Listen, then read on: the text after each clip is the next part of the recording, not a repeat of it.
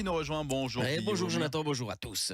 Vous allez bien? Ouais, ça va bien. C'est le début de la Coupe du Monde. Oui. Alors, moi, comme je suis un beauf, ça on dirait pas, hein, mais comme je suis un beauf, je vais regarder ça aujourd'hui, dès 17h. Je vous vois, Avec le grand derby des droits de l'homme entre l'Arabie Saoudite et la Russie.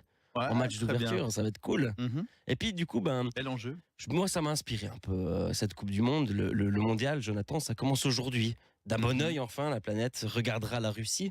Ça démarre ce jeudi, la Terre entière s'excite. Entière? Non. Dépend de quel côté des Alpes tu habites. La Coupe du Monde, c'est la Coupe de tous les mondes. Pauvres, riches, étrangers, suisses, beaux ou immondes. Tous avons une raison de consommer du ballon rond, tandis que tous consommons des ballons, puis devenons ronds. Depuis des semaines, ça respire, ça s'engueule, ça parle football. Il y a qu'à voir dans les magasins, dans la rue et dans les préaux des écoles. Les maillots, les écharpes, les drapeaux accompagnent les petits, heureux ou non, suivant l'avancée de leur album Panini. Voilà, les panini. Et les fameux.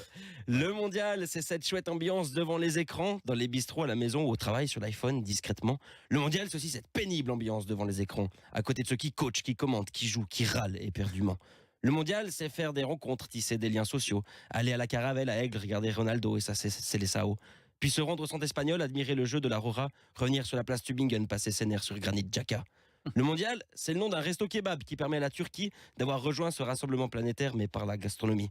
Et en parlant cuisine, petit crochet par le Circolo Italiano, manger une pizza, regardez rien du tout. Demandez l'addition et partir, fissa. En parlant de l'Italie, je pense à mes amis, mes connaissances, qui, chaque 4 ans, prennent normalement part aux réjouissances. Censé être derrière leur équipe, cette squadra azzurra, et cette année, c'est dans l'absence que la squadra assurera. Les Suédois sont passés par là en novembre dernier.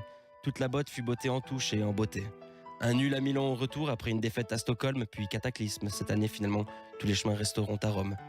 J'espère de tout cœur pour les tifosi en souffrance que dans 4 ans, l'Italie ouvrira l'ère de la Renaissance, qu'on puisse à nouveau la replacer aux côtés des grands et que leur victoire nous fasse retrouver des Rital gagnants.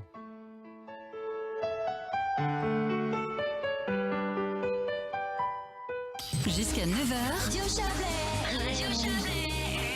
Le Prime.